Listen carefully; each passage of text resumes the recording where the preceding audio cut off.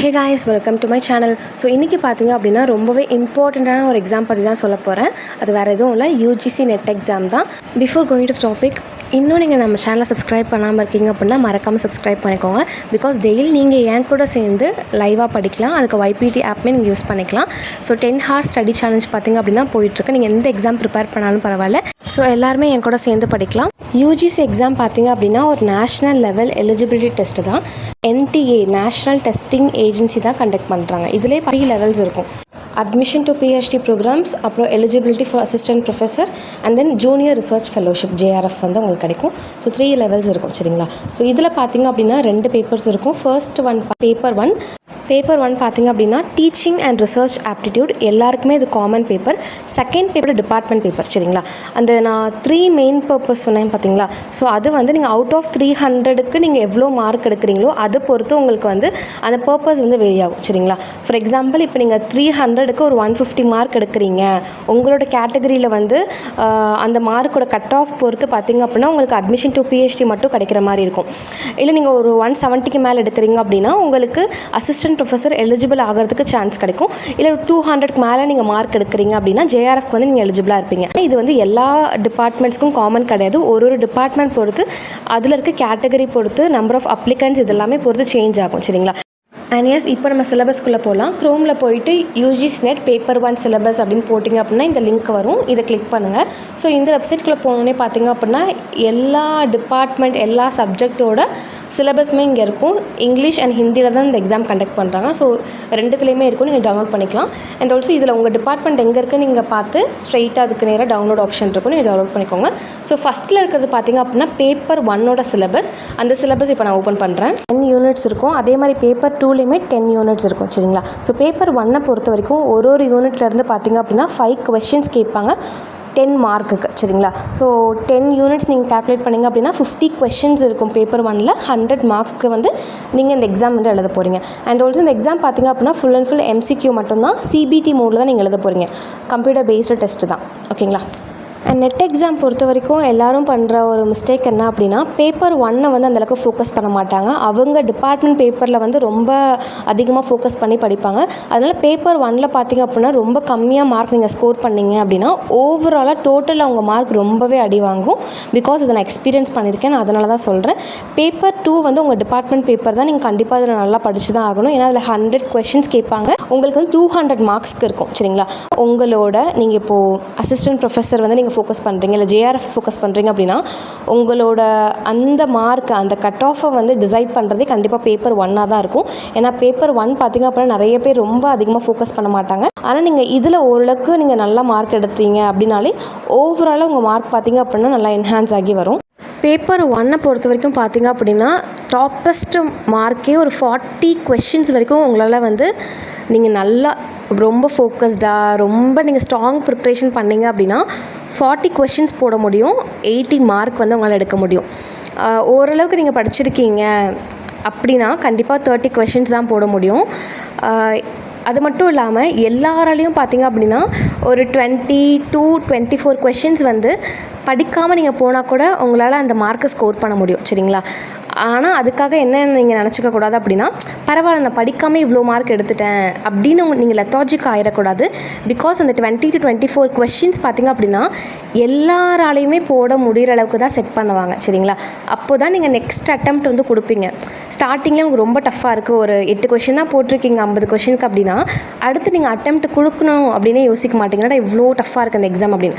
So அதுதான் எக்ஸாமுக்கு பின்னாடி இருக்க ஒரு ஸ்ட்ராட்டஜி. எல்லா காம்படிட்டிவ் எக்ஸாமே அப்படி தான்.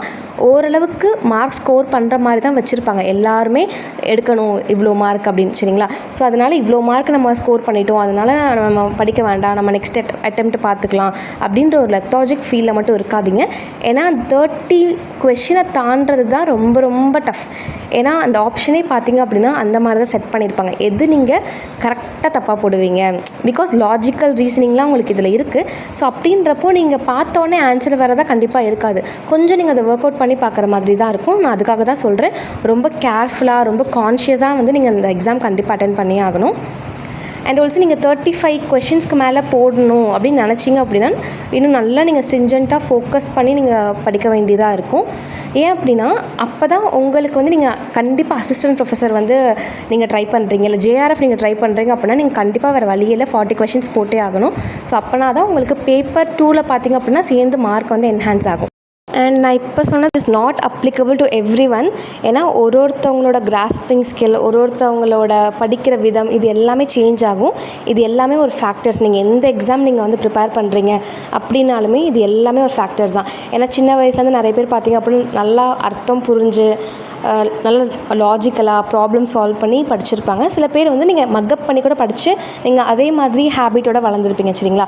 பட் நான் இந்த மாதிரி எக்ஸாமுக்கு பார்த்திங்க அப்படின்னா உங்களுக்கு அந்த கான்செப்ட் கிளாரிட்டியை விட அதை அப்ளை பண்ண தெரியணும். ப்ராக்டிக்கலாக வந்து உங்களுக்கு அதை அப்ளை என்ன மாதிரி டெஸ்ட் பண்ணி கேட்டாலும் உங்களால் யோசித்து பொறுமையாக அதுக்கு ஆன்சர் பண்ண தெரியணும்.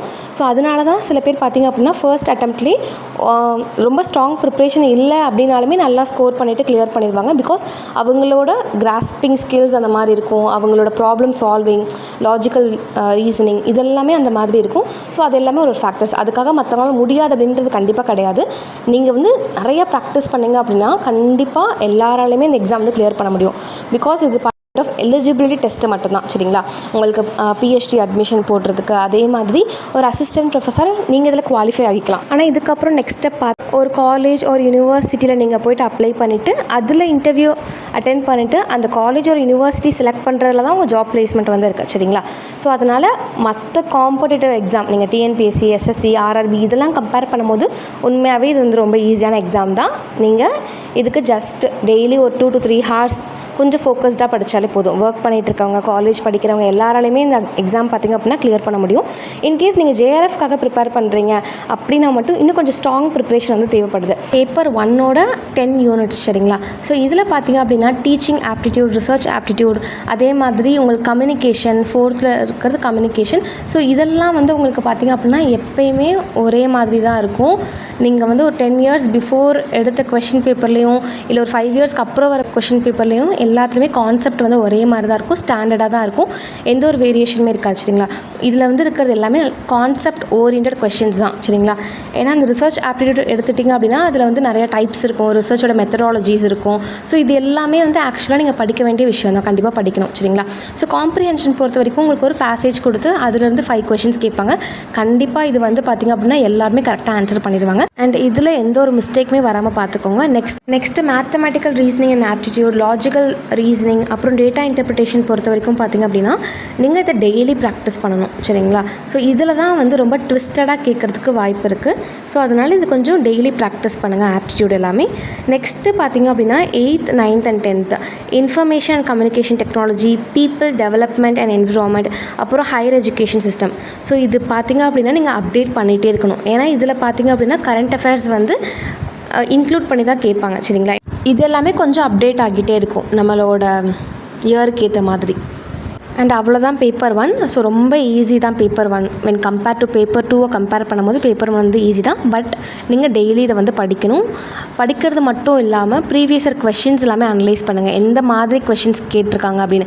பிகாஸ் நமக்கு பார்த்திங்க அப்படின்னா நம்ம டேரெக்டாக படிப்போம் கரெக்டாக. இப்போது ரிசர்ச் ஆப்டிடியூட் பார்க்கும்போது குவான்டிடேட்டிவ், குவாலிட்டேட்டிவ் அனலைசிஸ் இதெல்லாமே படிப்போம். அதே மாதிரி இண்டக்டிவ் அப்ரோச், டிடக்டிவ் அப்ரோச்னு இருக்கும். ஆனால் இந்த இண்டக்டிவ், டிடக்டிவ் வந்து குவான்டிடேட்டிவாக, எது குவாலிட்டேட்டிவ். ஸோ இந்த மாதிரி ரொம்ப நீங்கள் டீப் ஃபோக்கஸ்டாக படிக்கிறது ரொம்ப ரொம்ப இம்பார்ட்டன்ட் சரிங்களா. ஸோ கொஞ்சம் மேலோட்டமாக படிக்காமல் உள்ளே என்ன சொல்ல வராங்க, அது எப்படி ட்விஸ்டடாக கேட்டாலும் உங்களுக்கு ஆன்சர் பண்ணுற மாதிரி படிங்க சரிங்களா. ஏன்னா யூஜிசி நெட் எக்ஸாம் பொறுத்த வரைக்கும் நீங்கள் ப்ராக்டிக்கலாக அப்ளை பண்ண தெரிஞ்சிருக்கணும் சரிங்களா. அதுதான் ரொம்ப ரொம்ப இம்பார்ட்டண்ட். அதே மாதிரி உங்களுக்கு ஆப்ஷன்ஸை வந்து எலிமினேட் பண்ணி ஆன்சர் பண்ண தெரியணும்.